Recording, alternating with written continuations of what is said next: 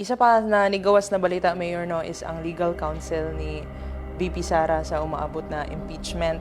So isa diri, Mayor, si former President Rodrigo Duterte, naapod si Attorney Lucas Carpio Jr., Attorney Sheila Sison, and Attorney Philip Fortun. Now karon, Mayor, ginatawag ni sila na legal powerhouse kuno. And with this, Mayor, unsa imuhang maingon about the fight against the impeachment and how confident are you? I do not know, hindi mo ko kurte. Ano ba? So, makatubag yun na. Pero given ani mga ang isa diha, ang former president, who is a lawyer, nahimong presidente na pod. Fortune is a very known law firm sa who handles ganang controversial cases, High-profile cases. High-profile cases.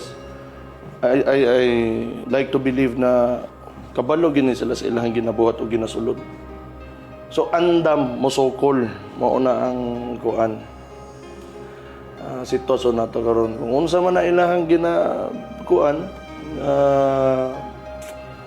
gusto nila nga ma-impeach ang vice president na andam ta mo sokol diha.